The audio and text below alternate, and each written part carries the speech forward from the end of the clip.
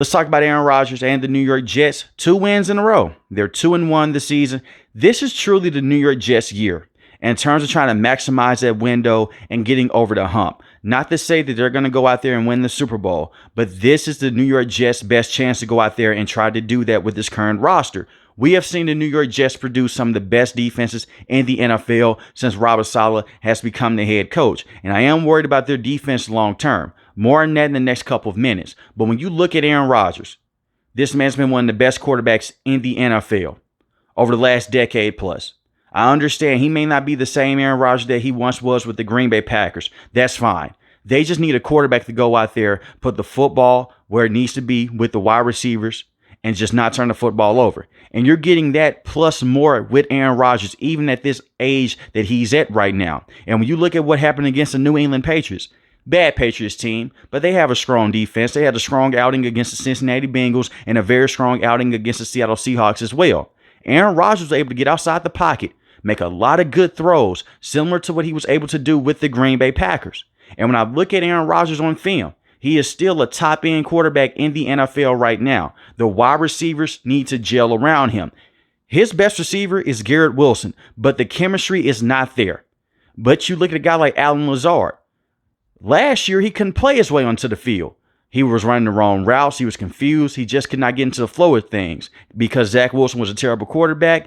But Allen Lazard with Aaron Rodgers has always had a good chemistry, has always had a good rapport with him, even dating back to the Green Bay Packers when he was a number 2 wide receiver playing alongside Devontae Adams. And right now, statistically, he is their best wide receiver. The man has 3 receiving touchdowns in the last 3 games. That's pretty impressive. And they also have another key weapon in the backfield. We all know that Breece Hall is a monster. Tore his ACL a couple years ago in his rookie season, but he is a very good running back. He has been hampered because of bad quarterback play and teams to stack the box. Now we're starting to see what he can do with a true quarterback like Aaron Rodgers. He has went out there and he's looked good. But the secret weapon that they have right now in that backfield is Braylon Allen. He has looked good in back-to-back games against the Tennessee Titans and against the New England Patriots as well. And the Titans have a very good defense in their own right. Now, you can say that they went out there and they won that game by 7 points against the Titans. The Titans are a very tough football team. Will Levis just has to figure things out. But when I look at the Jets, they're able to go in there, keep the game close, let Aaron Rodgers dink and dunk his way down the field and make great passes over the middle of the field and towards the sideline. This is going to be a very hard team to beat moving forward. His chemistry with Garrett Wilson will get better. These guys haven't played much football together. You know Aaron Rodgers doesn't go out there and practice like your young quarterbacks, like a guy like Caleb Williams or Will Levis, because he's older into his career. So they want to be more cautious with him, especially with him coming off that torn Achilles injury. So he's not the guy that's catching the football from Aaron Rodgers every now and then. He may get a couple reps with Tyrod Taylor, but live game action, him and Garrett Wilson on a couple of passes that they have been able to go out there and make good on, they've looked very good. But you have key weapons. You also have Mike Williams as well, who is playing his way back into football shape. I think it's going to take a couple of weeks for him to go back to how he fully was with the Los Angeles Chargers, but he was a true number 1 wide receiver with the Los Angeles Chargers. The thing is with Mike Williams, he just deals with injuries, a back injury, and he's come off a torn ACL. I think the wide receiving core is very good. Guys that have to get more reps underneath their belt, and they have to get comfortable playing in this system with Nathaniel Hackett and just playing with Aaron Rodgers in general. And it also comes down to the offensive line. That's the biggest key. Besides the health of Aaron Rodgers, is his offensive line. Morgan Moses, who is a very good tackle, he's in the midst of the next couple of weeks dealing with a sprained MCL. So now you have Olu Fashanu, who could come in and play that right tackle position. That's why it was a key to draft him in the first round. You have Tyron Smith at the left tackle position, a very good tackle, as long as he can stay fully healthy. He's dealt with injuries in the past. Elijah Vera Tucker is a very good, versatile offensive lineman. If one of those tackles do go down, you can put him at the tackle position. At USC, he played tackle and guard.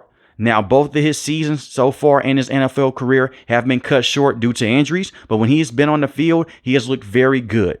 The offensive line so far, they've been okay, in my opinion. In terms of going out there and run block and pass protection, they have been fine. They can be better. But I'm trying to see if they can get that extra push up front to help out Breece Hall. Breece Hall right now is averaging 3.7 yards a carry.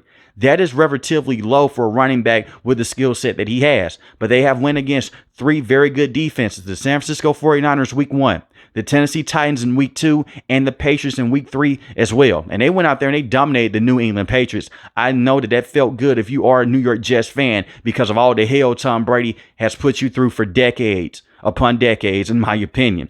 So the offense, they look good. They look fine. They look solid. You also have Malachi Corley as well. If one of those wide receivers do go down, he reminds me a lot of Deebo Samuel, and the aspect of doing a lot of things with yards after the catch and run after the catch as well. Nathaniel Hackett has to get more creative, but right now the offense is heading into the right direction as long as Aaron Rodgers can stay on the field. Defensively, I mentioned earlier in the video that I am worried about their defense long term. Jermaine Johnson, a very good pass rusher. He's not a top pass rusher in the NFL, but he's a top pass rusher with the New York Jets. He's a very good versatile defensive lineman. He's going to miss the rest of the season dealing with a torn Achilles injury. That sucks because you're already without Hassan Reddick. Hassan Reddick may not play for this entire season. He wants a contract extension, and I believe the Jets made a crucial mistake here. They went out there and they traded for a player that was going to be in the last year of his deal. And the Jets, they want to go out there and they want to give him a contract extension, but they want to see him play first. This guy has missed training camp. He is not practicing. If he comes back right now, it's not a guarantee that he's going to hit the field and be the Hassan Reddick of old. It's going to take time for him to go out there and to get in football shape. And I am worried about that. We see guys post Instagram videos and do those things and them working out. That is different from NFL game action. When he's out there on the treadmill or he's bench pressing, that's fine. Keep yourself in regular guy shape. But in terms of football shape, he's not even close right now. Even if he steps through that door, I don't even think that he could play a full game. And when you look at the pass rushers that they have right now, you do have two very good defensive tackles. I like Quinn Williams a lot at the defensive tackle position. I like Javon Kinlaw. Will McDonald is a very good pass rusher in his own right. He has 5 sacks already on this season, which is crazy to think about. And you have Michael Clemens as well. He has 1.5 sacks, and he's a very good defensive lineman even from last season. The problem is the New York Jets, they're usually a team that has a rotation of defensive players up front, and they can switch guys in and out in certain formations and certain packages. Right now, you don't have that. And it really sucks that Jermaine Johnson is going to miss the rest of this season because he was such a key piece with the Jets moving forward. They can still generate pass rush, but we saw some signs of this against the San Francisco 49ers. When you tire those guys out, you have guys on the bench. They're just not good enough to come in and give you the same production as some of those starters. And Robert Saleh wanted to build this defense like how he did with the San Francisco 49ers many years ago by having a bunch of defensive linemen up front that could come in and generate pass rush even when the starters need a breather. And you'll have certain guys in certain third down situations. When you look at a guy like Bryce Huff, he was strictly a third down pass rusher. He is now with the Philadelphia Eagles. Robert Saleh got that philosophy from the San Francisco 49ers when he helped develop that philosophy. So I am worried about the pass rushing situation. I'm not worried about their secondary because Sauce Gardner has been one of the best cornerbacks in the NFL, and he still is one of the best cornerbacks in the NFL. DJ Reed is phenomenal, and Michael Carter II is great in his own right. You have 3 cornerbacks that can go out there and shut down wide receivers and put them on the island. I'm not worried about it at all. Their linebackers, CJ Mosley right now is dealing with a toe injury. It's nothing serious. They didn't even need him in the Patriots game, but he's a very good veteran linebacker to have around. He's one of those linebackers that you look at. He was such a beast with the Baltimore Ravens, and he always puts up good numbers that you kind of forget about him. But he's a key piece for them in the middle of that defense. You also have Quincy Williams, the brother of Quinn Williams. He's a very good linebacker in his own right. Chuck Clark is a solid safety. I like Tony Adams as well. They have good pieces all around. You also have Jamin Sherwood as well, who is a very good linebacker in his own right. The defense is stacked. I'm just worried about the injuries and with the holdout of Hassan Reddick. That's all. This is their year. If they can't go out there and make a true playoff push, they just make clean house. Hopefully Aaron Rodgers plays beyond this season because so far the last 2 games, it has been fun to see the New York Jets have a true quarterback to go out there and can just take advantage of what the defense gives them. Simple things like that New York Jet fans are happy about because Zach Wilson was so bad. And if Aaron Rodgers does go down, you just cancel out the season.